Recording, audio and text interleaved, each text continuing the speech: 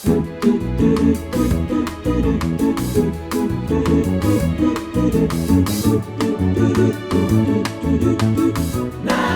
motherfuckers. Welcome to Namaste, Motherfuckers, the only podcast where the worlds of comedy, self-help and business collide. I'm your host, Cally Beaton, and today's episode is called There's No Such Thing as a Fish Out of Water.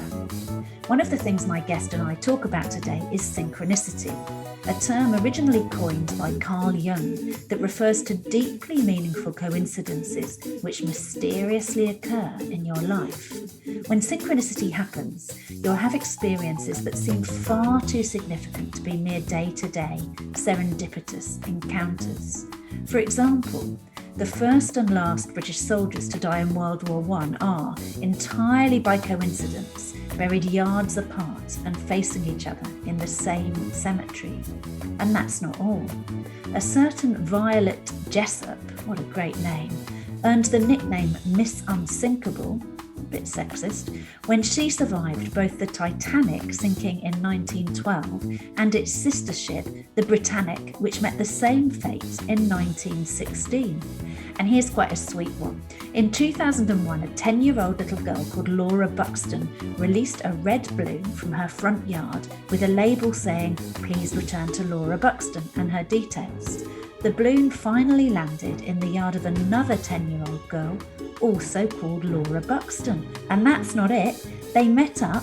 Not only did they look alike and dress alike, but both the little girls had 3-year-old chocolate Labradors, a grey rabbit and a guinea pig. What are the chances? And an even weirder coincidence in my own life is that every single time I tell a joke at home, neither of my kids laughs, and often they both leave the room. Dan, how you doing? I'm good. How are you? You've gone full 1980s DJ. I know this is an audio format, but is that to hide lockdown hair? It is lockdown hair. It's crazy at the moment. That's today's guest, Dan Schreiber, writer, comedian, presenter, producer, podcaster, and QI elf. Dan's life has been a string of coincidences and, as he puts it, being in the wrong place at the right time. I might get different headphones because this is a new microphone, so I just want to make sure. Is that why you've got it centre frame? So I'm like, wow, how much did you spend on that microphone? Yeah, exactly. You'll recognise Dan's transatlantic tones from hit podcast No Such Thing as a Fish. And Dan also co-wrote the book version of the podcast, The Book of the Year, with his fellow QI elves. Dan, among many other things, also co-created and produced BBC Radio 4's The Museum of Curiosity, alongside the legendary John Lloyd, who's my guest in a later episode of this podcast. Dan and I talk about Spike Milligan, fellow QI elf Andrew Hunter Murray, Baby Brain, Rudolph Steiner, more Andrew Hunter Murray, synchronicity and serendipity. But I started by asking him about having a baby at the start of lockdown.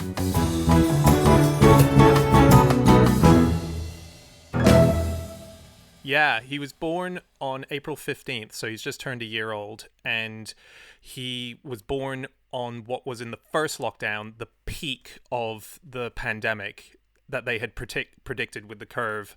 So April 15th was the day that they said was going to be the most horrific day of the pandemic. So we were very nervous heading into hospital that day. We had a planned cesarean, so we knew it was happening that day.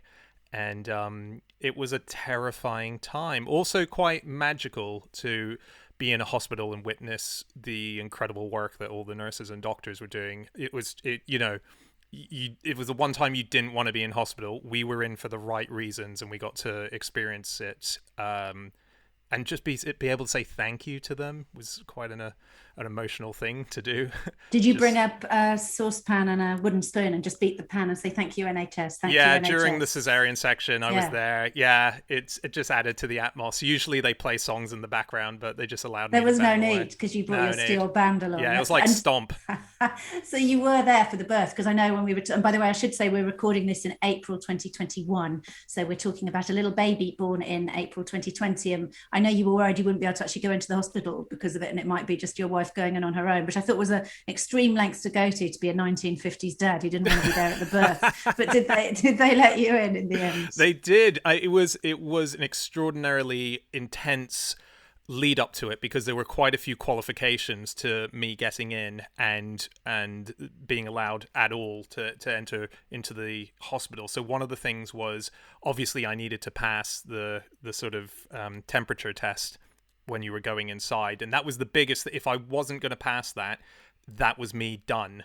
And you just start playing up in your head of like, does worry give you a temperature? Because I've been worrying so much. Does lack of sleep give you a temperature? Because we've been not sleeping, and we've also got my eldest, Wilf, who was, waking up in the middle of the nights and so on. And so there's all these things. I'm just thinking, does this lead to a temperature? And the idea that I would fail my wife and my unborn son if I wasn't able to keep my temperature low, despite, not having COVID as well. So it's a whole different kind of performance anxiety. I've never heard of this one being talked about by a man. Is it it's a bit like a lie detector test then, and I've always thought if I had to do one of those, I don't know if you watched The Mauritanian, but he did a couple of lie detector tests and obviously was then released without charge. Very good if you haven't seen it. Extraordinary. I saw it the other night. Extraordinary. Yeah, really amazing. But and obviously the main takeout was not how to pass a lie detector test. But I did think, God, imagine under that pressure. So I guess there is, even when you're in Guantanamo Bay and your life depends on it, and you do a lie detector test, the evidence is there to say it would correctly read you. So I guess I just wanted to put your middle class worrying about having your temperature taken in perspective there. Is that been a bit of a leveler? Yeah, I mean, I feel like I'm going to try and throw that back at you at some point in the show. Anything sounds pathetic when you compare it to a man's incarceration for, 14 years. And 7 of them after they'd found that none of the charges could be upheld. So 7 of them waiting to get released. So yeah, but this isn't normally the cheery note upon which I start one of the episodes of Namaste Motherfuckers. So we're going to get back on chirpy track. How do you describe yourself, Dan? Because I was just saying to my kids who I was interviewing this afternoon, and I was like, he's a QI elf. And then my son was like, is it Andrew Hunter Murray? Because he's my favourite. And I said, well, he's friends with him. But do you describe yourself as a QI elf, or what's your kind of opening gambit at a dinner party? I usually start with close associate of Andrew Hunter Murray. That seems to get me a lot of friends quite quickly. It's changed from years since I've been in the business, because QI Elf does come up always. Producer for a long time. I was a producer before I did anything else. When I quit producing and became a stand-up, I would say stand-up. And then recently podcaster, because that's been the sort of dominating bit of my career for the last 7 years now. But it's all in connection really with the day job, which is being a QI elf. I don't work on the TV show anymore, which is where you kind of really are a QI elf. But as part of the podcast and part of day-to-day stuff with fact hunting, I sort of am bracketed as that. I'd say podcaster at the moment. And we should say, for anyone who's been living under a rock, obviously the podcast is No Such Thing as a Fish, which is only one of the most successful podcasts in the world. You've done tons of episodes now, right? Well over 300, is that right? Yeah, we've done 370. We're actually thinking of changing the title to Andrew Hunter Murray's No Such Thing as a Fish, just to really boost the numbers. It's been hidden in the metadata, and I feel like that's hurting us. So I wish I never mentioned that. I love it. And we'll count the references to you having a dig at me with Andrew Hunter Murray, and also pointing out that you speak Mandarin. This is your Guantanamo Bay now. That's a good. No, let's not make jokes about Guantanamo Bay. Cut that, Mike. So, in terms of let's talk for a moment about No Such Thing as a Fish. So, you obviously had already done a lot of episodes of that podcast before lockdown happened, and then when the whole world started launching podcasts, you had to maintain the quality of a good one but remotely. So because it's all about the kind of chemistry between the 4 of you, right? That must have been a bit of a challenge with 4 different locations, 4 different Wi-Fi connections. How was that when you first transferred from real to virtual? Yeah, it was very scary, because we are a weekly podcast, and the fear of, will this still work in this scenario? And we knew that we could, I think it was quite obvious actually when Zooms were happening and there were lots of people in, and we were working out that we could still chat in the way that we wanted to. The worrying was on a technical side. There's lots of things like lag when you're trying to mix the 4 different things together, because we were recording separately, and all these kind of boring technical things were actually more the worry than the chemistry, because we were 300 episodes in. We know each other inside out. We know when to not talk over each other. You can see when someone's on the brink of a gag or someone wants to interject. And we've been surprisingly good at, we came in prepped basically for a moment like the pandemic in terms of the chemistry that we've built up. So actually that was fine. Wi-Fi connection was pretty terrible. Anna was staying when lockdown happened in an Airbnb that she got locked into, basically. She had to stay there. And she had farmyard kind of Wi-Fi. There was moments where like, we have to pause because the tractor is passing by, and when the tractor passes by, for some reason the internet stops and stuff like that. But on the whole, it's been okay. But it was a nightmare to begin with, definitely. And then we kept doing it, and it was so rewarding getting all these messages from people who were using it as a sort of a help for anxiety and for loneliness, and it felt like their 4 buddies that they've been listening to for all these years were still chatting in the pub, and they felt like they were at the pub with them. These were the kind of messages we were getting. So anytime we found it hard, it was always a reminder that the podcast has weirdly taken on a bigger purpose for some of the listeners, and it's worth going through the pains to make sure that doesn't stop. Obviously, we want to keep making it, but you have your own down moments, in particularly the pandemic, where you think, oh God, what am I doing? And they kind of boost you. So yeah, it's funny how all of our worlds have got so small, right? And if you think about the things you've done, and we'll talk about a few more of them, because you've had nothing if not an interesting life so far. But the natural thing for people who are curious, right, and about the world, is that the world keeps getting bigger, and you have these serendipitous conversations and hear weird things you wouldn't plan to hear. And I guess in a way, that's what QI and No Such Thing as a Fish do. They give you those weird facts that you might hear if a train broke down and you got chatting to the person sitting opposite you, and you'd find out that they were a neuroscientist, and they'd tell you something weird, and you'd go home and go, I never thought I'd learn that. And I think that's one of the lovely things about listening to No Such Thing as a Fish during the lockdown, has been that feeling that all of you, but also you just hear this weird shit, that where would you be picking up random stuff when all your random connections in the world have been shut down? Yes, yeah, exactly. It was consistent randomness for people. I like that. Consistent. That could be on your eulogy, consistent randomness. Yeah. And is it so you said that you don't work on the TV show anymore on QI. So how do people, what is a day in the life of a QI elf? Well, it used to be very simple. There was a TV show and you researched for the TV show, and that kind of was the life. Occasionally there was a book. But in the last few years, particularly when we set up an office in Covent Garden, I wasn't working with QI at that point. I was peripherally working with them because I'd come up with a radio show idea with John Lloyd and my buddy Rich Turner, which was running 6 episodes per year, called Museum of Curiosity, and I was the producer with Rich, and we were also, everything that entails writing scripts and directing the research and booking the guests and editing, and it was a big job. And so I was always connected with QI, and then I joined back in after about a year after they had this office, and I got put in charge of coming up with ideas, effectively the development guy in there.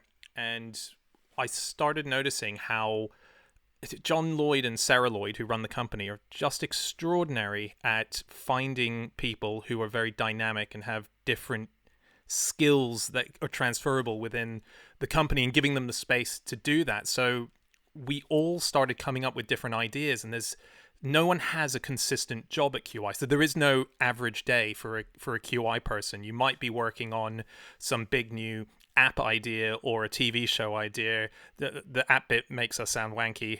It's not a hipstery kind of thing. It's, we work in media, and we just try and find as many ways as possible to spread the interesting facts that we found. And the podcast was one of those. And I specifically remember looking around the office going, we need to be recording these chats because they're funny and they're interesting.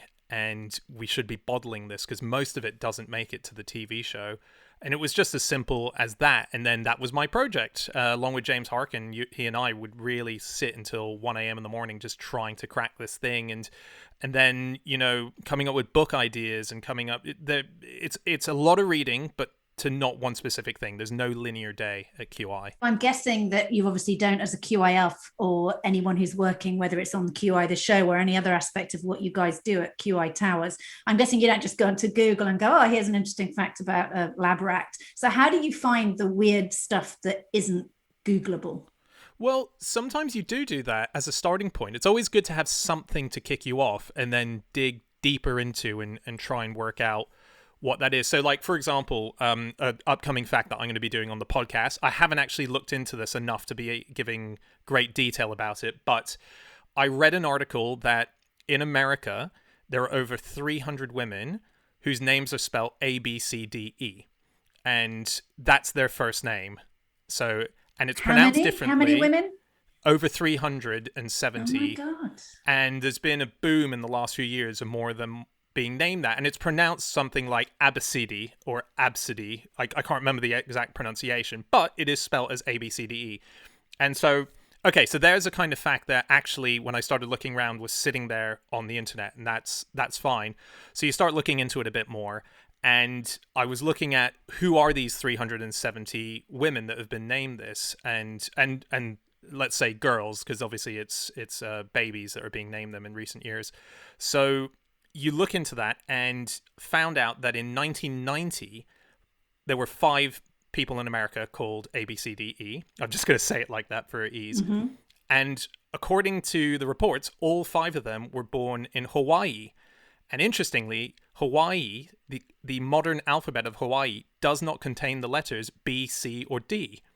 So you've got 3 letters within this 5-letter name that don't exist within their language. Now, obviously, they could be from anywhere in the world. They're not necessarily Hawaiian. But that's just a nice little nugget. The 5 people in America in 1990 that were named A, B, C, D, E were born in a place that doesn't recognize B, C, or D as letters of their alphabet. It's quite cool. See, this already sounds pretty much QI fully fledged to me. And is that so you'd find something that piqued your interest? And when you talk about, because obviously this podcast is, among other things, about work and business. So if somebody is thinking, I'd love to be a QI elf, or I'd love to get into that stuff, what leads you to it? Because you moved over to the UK when you were quite young, right? You grew up in Hong Kong and then Australia, is that right? Yeah, I was born in Hong Kong. I lived there till I was 13 and then moved over to Sydney for my high school years. But I went to a really bizarre school. It was a Rudolph Steiner school, which... Oh, I know about Rudolph Steiner. My uncle was a Rudolph Steiner teacher. Ah, okay, right. So it's a school that doesn't really use the normal systems that are in place for a school to teach kids. It's very rogue. It does teach a lot of good stuff. It's quite controversial online. Anytime I mention Rudolph Steiner, there's a huge number of people that come quickly to tell me that it's evil and I should be ashamed of mentioning it. People think it's a cult, I think. They think it's a cult. Yeah, they think it was based on very dodgy kind of eugenic ideas of this Rudolph Steiner guy. I always respond by saying, okay. Sure. What am I going to do? I was sent to a school and I had a really great time and it really informed the way that I moved forward in life. I don't want to cancel my school because I had an extraordinary education there. I had a Harry Potter-like existence. I had teachers that drove wooden cars and wore curtains and hessian to school. We had meditation at the beginning of every school day. We sang songs with our head teacher who survived cancer not by doing chemo but meditated with monks in the outback of Australia. We had a bizarre upbringing there, and it was a school that encouraged me to be artistic as a front-running priority to the things that I was doing. If I was doing science work and I was handing in my homework, my teachers would give me as good a mark if I decided to have a silly take on it, as long as the facts were still in there. It was very much QI stuff, to be honest. At school, I was already being built for my kind of QI career. So it was like original thinking over, I mean, I guess, well, just one thing to say that the bit you said at the start of describing your education, I mean, there's a fair bit there, Dan, for people to have a good pop at, wooden cars and Hessian. And Yeah. if you put stuff out there, people are going to go. But in once we get over any sort of route one gags about it, it sounds like it was promoting you being an original thinker rather than having to fit a mold of what school should be. Is that right? Yeah, exactly. It really took you as an individual. This didn't work for, 50% of the kids there who wanted a proper education and found this really annoying, but it did work for me. And you got inspired by your teachers. Most people say they have one teacher at school that really inspired you. The Steiner school that I went to had about 5 or 6 that you would meet in the corridors, and even if you didn't have them as a teacher, you would dream of having them, and that would be enough, just the little stolen conversations. Is it right that you have a key teacher throughout your Rudolph Steiner experience? So you'll have a person who's your main point of contact rather than switching teachers every year? Yes. Is that the way it was? Because I wonder, I was talking to, I think, Arthur Smith, and one of the things that struck me about Arthur, reading his book and seeing what he and his brothers have done in the world, was this idea of unconditional parental love. And I wonder then if, obviously, when you have a teacher at school, they're a sort of faux parent figure for the time you're in the school. And I wonder if having that, it's almost replicating a sort of unconditional bond with somebody. So rather than saying, well, this is transitional, you have this amazing person for a year, it's giving you some continuity. And in your case, do you think that helped you have the roots and branches to have the confidence to strike out and try stuff in the world? I feel like probably my confidence levels were given to me by growing up in a place like Hong Kong. I think they were brought in there, an international transient childhood where people were from all over the planet. You walked into rooms where you had to understand, I would go to my friend Zamir's house for dinner, and we would have an amazing evening of cultural things from India as part of the dinner. And then I'd go to Daniel Chan's house and we would do a Chinese evening where his grandparents didn't speak any English, and so I had to speak Mandarin the whole time. I had friends like Max, who was half Japanese, half German. None of us were placed, and we were all living in Hong Kong, which isn't a place. It just wasn't a place. We all knew we were leaving at some point, and what it meant was there was no room that you would walk into where you didn't feel like you were a part of. It just felt very natural to be in any scenario as a result of the little ring that you had. So I feel like that confidence, weirdly, that you could go anywhere and be a part of that room, was installed in me in Hong Kong. The Steiner thing helped guide me into what I wanted to do with the rest of my life, I would say, using that Hong Kong confidence. And the belonging, so going back to that childhood, because when we look at thinking about what is kind of well-being, how do we find our feet in the world, how does everyone have a voice in the world? So in a way, nobody belonged in Hong Kong because you were all passing through, right? So it was a world of people who didn't quite belong there. And then it sounds as if that enabled you to work out who you actually were. So you had to have your voice because everybody around you was very different from you. So there wasn't an option to fit in with a bunch of people who all seemed the same. Is that what your childhood was like? Yeah, well, everyone was so it's really hard. I've never properly thought about my childhood in Hong Kong in those kind of terms. What I do know is that when I went to Australia, I suddenly realized I didn't have a home anywhere, and still is the case. No one will accept me as a local. It's something about my accent that's unplaceable. It's something about my lack of time in each country that means that I'm not English, yet I've lived in England since 2003. But if I try and say like, oh yeah, who's your football team? Oh, I love football, but I actually don't have a team. Oh, you'd have one if you were British. You would have been brought up with one. Oh, okay, cool. Well, then I'm an Aussie. Okay, name this Midnight Oil song. You know what? Midnight Oil wasn't really a big band for me at that time. Oh, okay, you're not an Aussie. Like, there are just so many things, cultural things that I'm missing that means that people don't go, yes, you are that person. So I'm a bit of a nowhere person as a result. But you don't seem like an imposter, like you don't seem to, and again, tell me if you do or you don't, because someone described imposter syndrome to me as comparing your insides with other people's outsides. So we all sort of figure that no one else is suffering with any of these feelings. But to me, you seem pretty confident, like you've got your feet on the ground, you know who you are. And does that, so that feeling of not quite belonging, there's something quite vulnerable about that, about being in one country and one place after another and never completely being able to camouflage, even if you wanted to. But what is that feeling of confidence to you then? Is it fairly real and strong, or are there other things going on? No, it is. Yeah, I think it is real and strong. Like my family are very much Aussies, right? They've lived in Australia since there, and that's home to me, and that's all that matters. Australia is home because that's where they are. My kids are going to have British accents, which is so weird to me. I've got, these two little boys, and they're already saying daddy, and that's weird to me. I want them to have my crazy accent. And so even within my own family, I feel like I'm going to be an outsider because my wife has her British accent.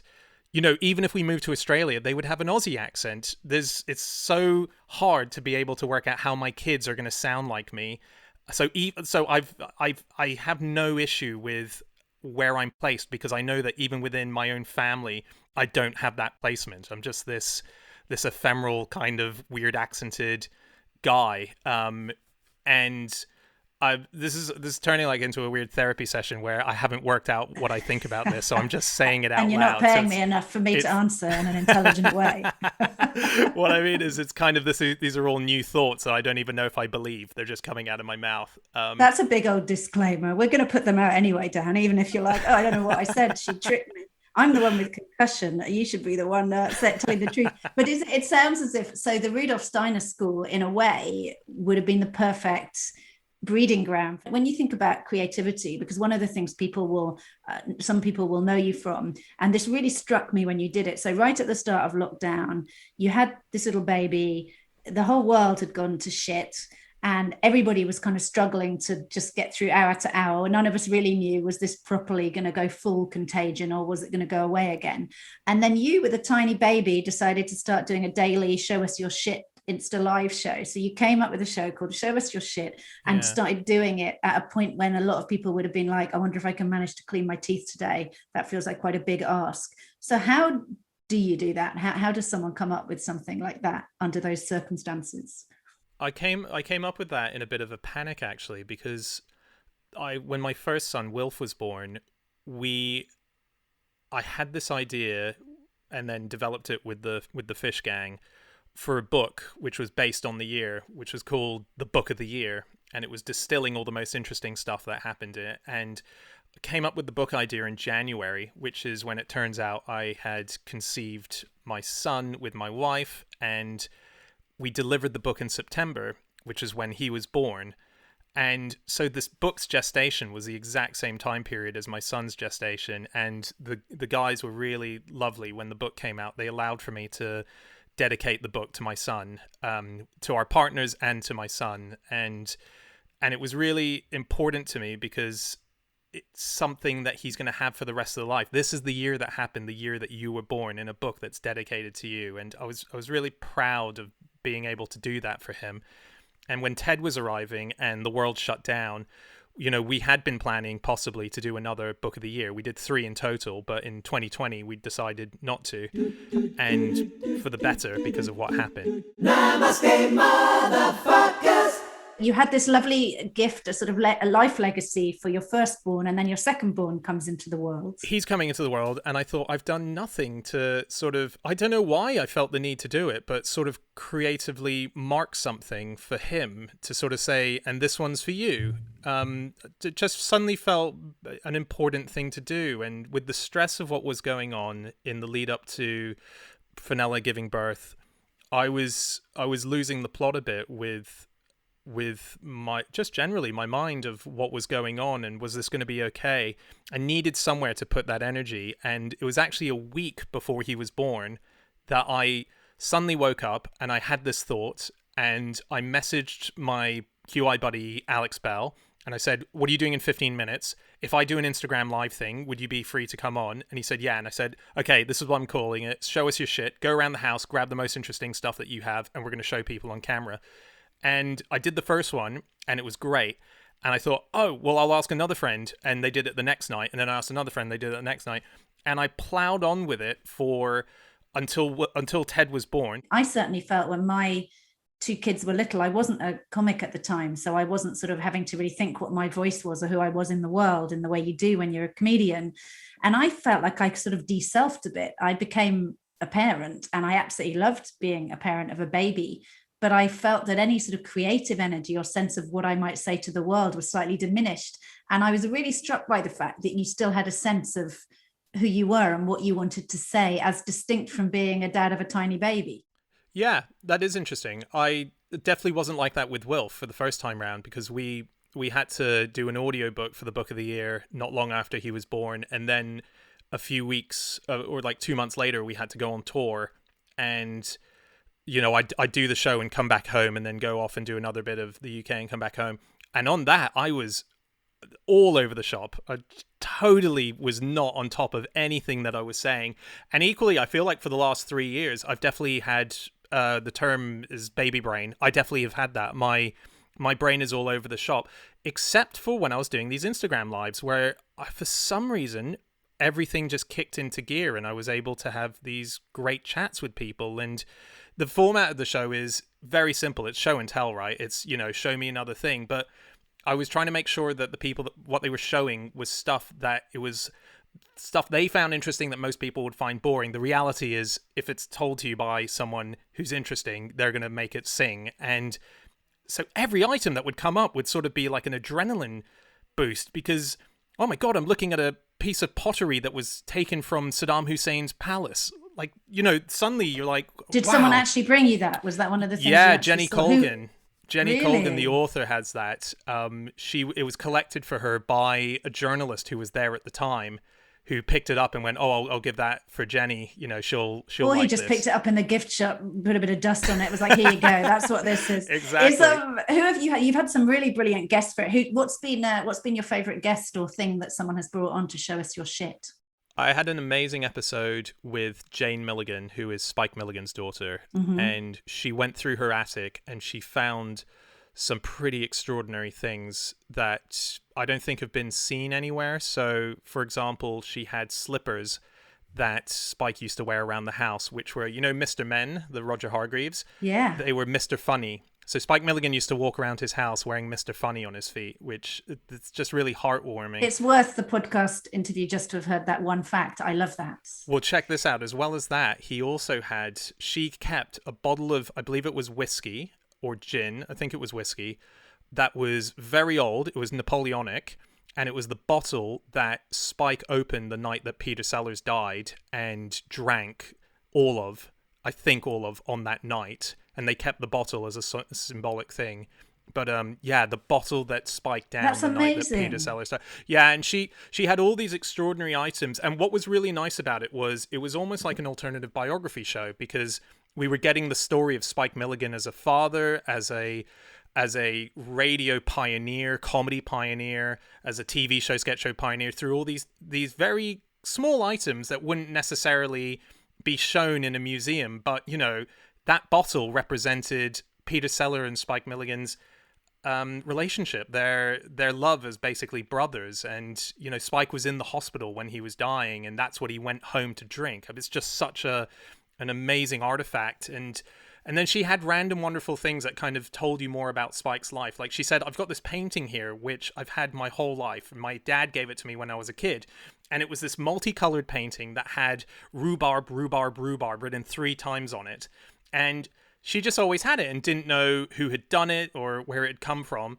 And so one day later, I think she was an adult at this point, she said to Spike, "By the way, my rhubarb, rhubarb, rhubarb, who painted that? Where did you get that from? Because I've taken it. It's the one thing I've taken to every single house that I've gone to throughout my life." And he said, "Oh, that was painted by the Bee Gees when they were living in my basement in the house that I had in London, I think it was." What? And they couldn't afford rent. And so they painted this for me as a sort of gesture to say thank you. And yeah, so that's, so the top one, middle, Barry and Robin and Morris. So, it was just all these random items. And most people's shows, by the way, it didn't need to be as connected to someone famous like Spike Milligan. There were just extraordinary items that really made you either want to own the thing or want to lead a bit more of an exciting life. It was just so energizing to do this show night after night. And I think I did, outside of that week's break, I think I did 40 nights in a row of the show, and it got sort of bigger and bigger. And yeah, you get some good following, and I have tuned into a few. My dad has tuned into a few. Oh, and really? It's nearly a year ago. It celebrated its first anniversary, didn't it? Show us your shits. It did. I burnt out definitely on it about 7 months in, and I didn't do it. Oh, actually, almost about 6 months in, and it sort of disappeared for 6 months. And I've only just started it again because we recently did a big marathon show for Comic Relief. Yeah, I saw that. That was a hell of an undertaking. Yeah, but weirdly, tell everybody what that was. Anyone who didn't see it or know what happened. Yeah, so what we did was again, getting quite restless, and we were talking about the cancellations of tours for No Such Thing as a Fish and the continued sort of half rebookings that were then being, that every comic act and music act and theater act has gone through, where you haven't told the public, but in the background, you've been rescheduling that tour you meant to do, and then it's crumbled again because of new laws to do with the pandemic. So a lot of us in the background have been living this limbo thing that's been going on, and we were getting a bit upset that there was no progression outside of just doing the weekly podcast. And I woke up one morning, and we discussed a few years ago, what if we do something for Comic Relief? Never materialized because I guess we were too busy or couldn't think of the right idea. And I suddenly thought, okay, now that we've got Zoom, because this has opened up a whole new thing to us about the way that we make our show, and we've had a few guests on while we've been in the pandemic, so we know it works with guests. Let's do a long marathon where we try and raise money. We do it live, and usually on our podcast, we do 4 headline facts where we chat about each fact for about 20 minutes. Well, it's 35 years of Comic Relief. Why don't we do 35 facts with 35 guests, and each of them talk for 35 minutes? That was the basic idea. And we pitched it to Comic Relief, and they loved it. And we had 2 weeks to put it together. It was such a late in the day idea. And we had to book 35 slots. And this is where the show us your shit booking system in my years as Museum of Curiosity meant I didn't for a second doubt that we could do it. It was just get on it and let's book these slots. And it was a magical experience. We had to do effectively a 20-hour long podcast. That's how long it lasted for. We opened with Michael Palin as our guest, and then it was like Sandy Toksvig, Stephen Fry, Harry Shearer. Over in America, we had Mary Roach, one of our heroes, pop science writers, and Stephen J. Dubner from Freakonomics, and then Tim Minchin, and Hannah Gadsby and Shappy Khorsandi and Maggie Adaran Pocock. Wow, the sort of people that if they were all on a plane together, you would very much hope the plane did not go down. Yeah, I mean, it was talking to heroes. I mean, that's, know, this is a thing that, you are definitely probably going to experience more and more as you do this podcast, is you're going to start reaching out to people that you don't necessarily have a connection to, but you've admired, and you get to talk to your hero, and you get to talk to them on this mutual ground where you're discussing the format of your show. With us, with Fish, it's Michael Palin, come on. We don't want to ask you about your career. We want to ask you, what do you want to talk about that you find interesting? What was his thing? What did he want to talk about? His thing was that one of the first people to try and attempt to get to the top of Everest was this eccentric explorer whose plan was to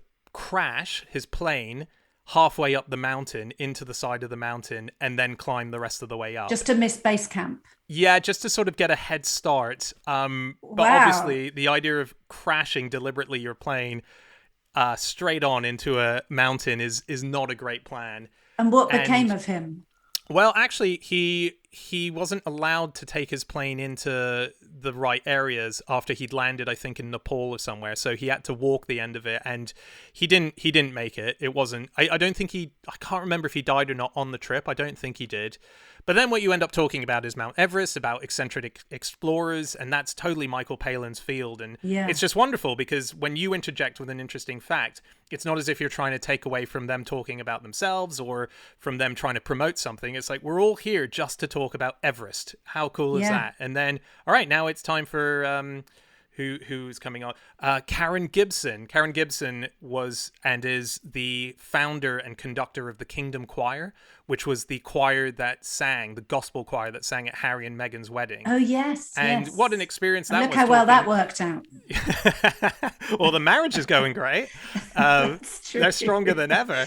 But, you know, she's talking about what's it like to conduct a choir to 2 billion people watching, and what's happened to her life since, and that was a phenomenal chat about gospel.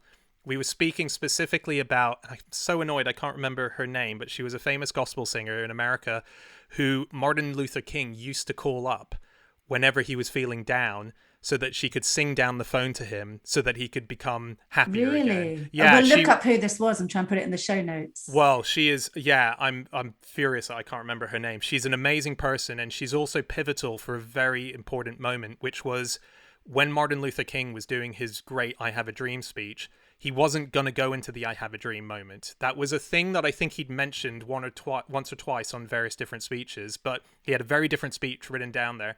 And as he was delivering the speech, you can hear in the video, I think Karen said you can hear this, I haven't actually watched it back yet, you hear someone yell, "Tell them about the dream, Martin."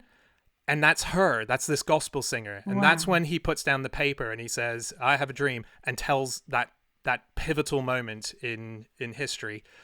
It's because she yelled that out. She made that moment happen. So suddenly, here's a character that a lot of people will know of, but none of us knew of. And you're having this chat, having just spoken to Michael Palin about Everest. You're then chatting to Karen Gibson about this extraordinary woman who changed the world. The stories people haven't heard before. And that is the thing. That's that kind of going full circle to where we started out, hearing those stories. I mean, that's the bit I love about when the world's open and you can travel and your world gets bigger as you get older. You have a choice, right, to keep deciding to try new things and keep taking risks. And that's the bit we've sort of missed out on. And anything that can provide that stuff for us and sort of fuel us with that is definitely well worth, more than worth the price of entry, the metaphorical price. Namaste, motherfuckers. What would you pick as your namaste motherfucking life moment? So I've had a big think about this because, like you, with various different career changes, all of them took a namaste motherfucking moment to put me on a different course from deciding at school not to do a traditional course of even finishing school. I finished school, but without any credentials. I couldn't go to university, and that was a conscious choice that I made because I thought I don't want to go to university. I just want to get on with it. Then it was deciding to stay in the UK. Then it was having a chance meeting with John Lloyd, which changed everything for me. But then it was having someone tell me that I had to do stand-up by booking me a slot and making me change my life again. There were all these moments that have happened and consistently happen that have meant, if you follow your nose, you can have this new life, this whole new region. It's like Doctor Who. You've suddenly, you're the same person, but you feel like you've regenerated into this whole new character. And I've had 5 or 6 of those moments. One that definitely was a big one that I think about a lot was I remember being about 16 years old and I was sitting on a beach with my Uncle Dean, and I was talking about a comedian. And I'd been living this life up until then about telling people that I was going to be a comedian. I was going to be a comedian, and I was going to do stand-up, and I was going to be like Seinfeld, and I was going to make movies like the Marx Brothers, and I was going to just be a big comedian. That was the narrative that I was giving everyone in my life. And oh, that's weird. You're 14, you're 15, you're 16. I was saying it for all these years,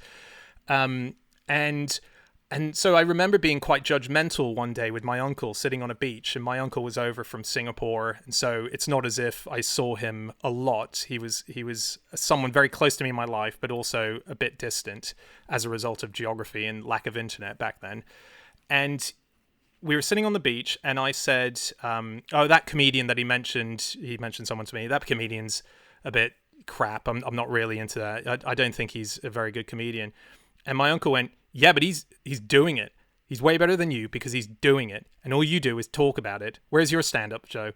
And it was this weird moment where I realized, oh my God, you actually have to do the thing in order to say that that's what you're going to be in life. It's no good just talking about it. Otherwise, you spend the rest of your life talking about it. It was a real thunderbolt moment as a 16-year-old. It also made me furious with my uncle. It was a fuck you. I'm gonna show you that I can do this as a career, not in a revengeful way, but it lit a fire. Basically, it lit a fire that sort of said you're wasting your time just talking about it. What's your favourite joke, Dan? My favorite joke is knock knock. Who's there? Europe. Europe who? No, Europe who. Now, the reason that's my favorite joke, that's only it's become... your son's joke at the moment, is it? It's the first joke he's ever learned. And we tell it to everyone. Everyone we see on a Zoom, any phone call we have, if we're out in the park, we go up and I say, Wilfie, tell them your joke. Or he says, Dad, I'm going to tell the joke. And that's the joke. And he's learned how to do knock. He's 3 years old. He's learned knock, knock, wait for them to say, who's there? Europe. Like, he's got the technicalities of it down. And I don't know what my first joke was that I ever learned or told. And do you want to hear my kid's first one? Which yes, was please. Another. It's obviously a knock knock. You're going to have to do the call and response. Knock knock. Who's there? Interrupting cow. Interrupting cow who? Moo. They're the best jokes, knock knock jokes. So you can pass that one, obviously, and then you learn comic timing as well, which is a brilliant thing and that's probably the last time I ever taught my kids anything that they thought remotely resembled a joke. The last question, Dan, that I ask everybody who guests on the podcast is, if there was one bit of life advice you could give to anyone listening, what would it be? There's always been life advice, which has been right place at the right time. I was in the right place at the right time. And that's great. That can lead to an amazing life, but it can also lead to a fairly mapped out life, a life that you've predicted for yourself and you've tried to engineer. So, I was in the right place, which means I went to the place that I wanted to be in, and I happened to be there at the right time. And that could be speaking to someone who gets you a job or meeting the people who are going to help you in life generally. My thing is be in the wrong place at the right time, and that's when life gets spicy and interesting. And that means if you're looking through a magazine talking about, when the world opens up again, about interesting nights that are happening, and you go, God, that's something I would never go to. Like, what's this? A night of someone talking about a weird subject I'm not interested in. Go to that, because then you're going to bump into people you would never have bumped into, but you will find common ground, and that will lead you into far more interesting projects than you ever would have got into. That's completely what my career has been about putting myself in the wrong place, but being there at the right time and finding the narrative changing completely to the life that would have been the life that I was leading. I was a very young kid working at the BBC. I was given my first gig as a QI elf when I was 19 years old, and I decided when I was 20 years old to leave this job. I left when I'd just done 2 series of QI, and I didn't know what I was going to do with my life, but I said, that's too predictable that I'm just going to be doing this one thing. It's come full circle because I eventually came back to QI, but I ended up moving to London where I applied for a BBC job, and I started working in the quiz unit, which is something I never ever wanted to do. But as a result of that, I met my friend Rich Turner, who was also a comedy guy who never wanted to be there. And we came up with this idea, Museum of Curiosity, which then we became the producers of, which then led me to meeting a kid who said you should meet an agent, who then said you should be a stand-up.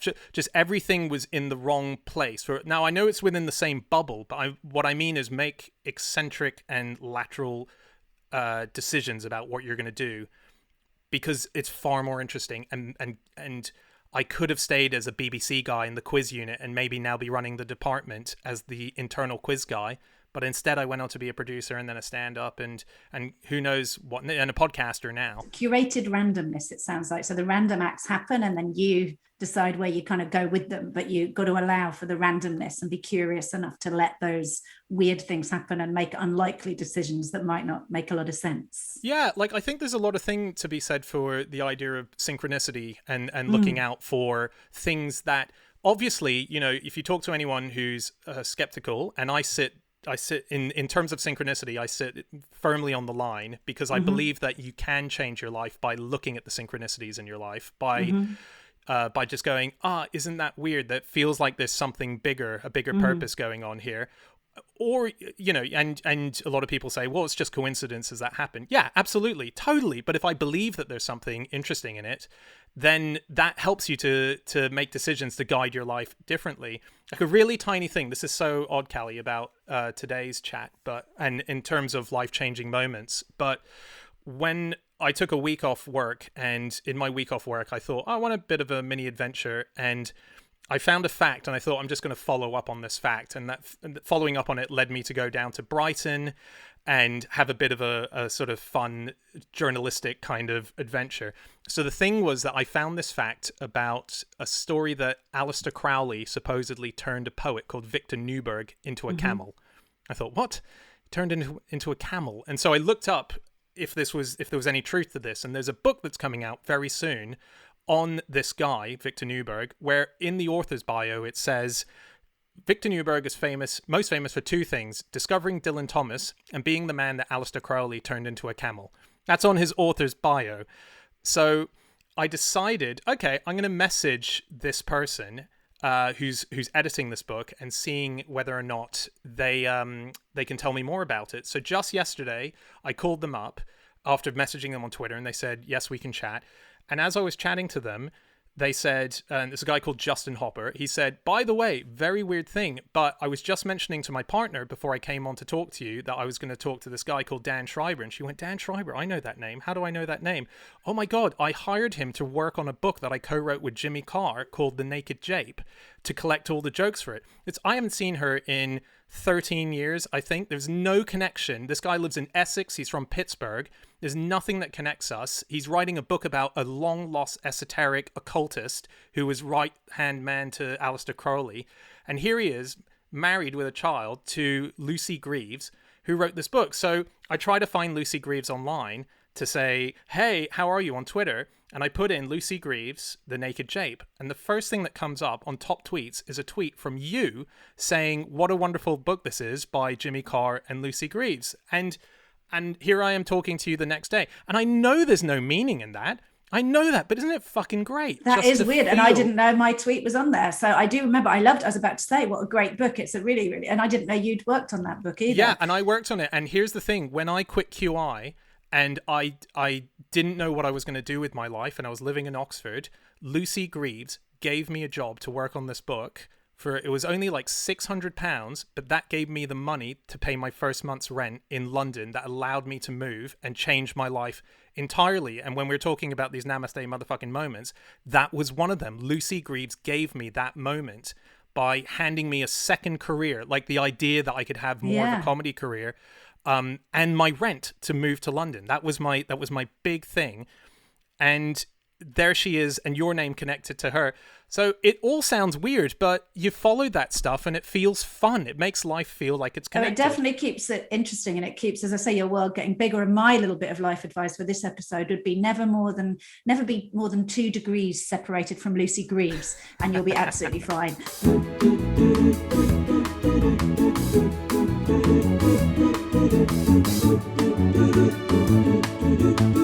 Namaste, motherfuckers.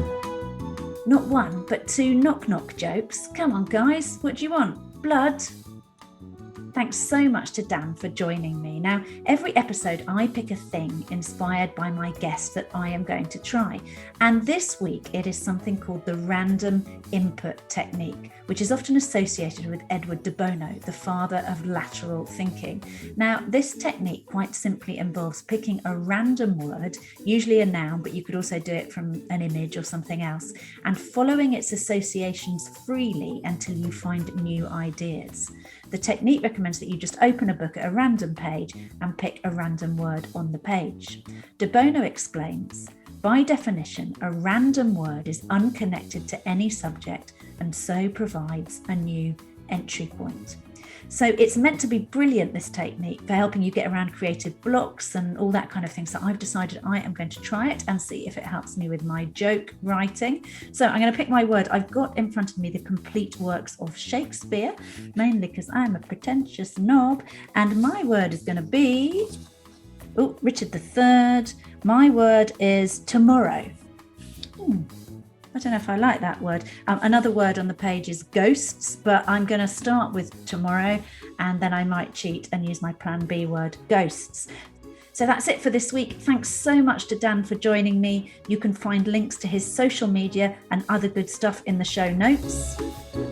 Namaste Motherfuckers was written and presented by me, Cally Beaton, with music by Jake Yap and produced by Mike Hansen for Pod People Productions.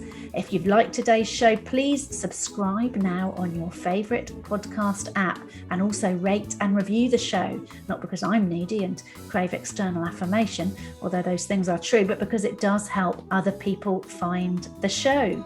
We'll be back in your feed next Monday when I'll be talking to comedian, writer and political commentator with his brand new book out just last week, Jeff Norcott. It's like all these middle class things. There are a lot of valid reasons why they take off. Brioche sounds wanky, tastes lovely. Liaise sounds wanky, very useful word.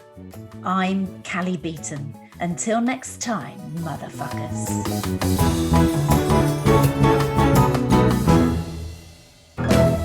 Namaste,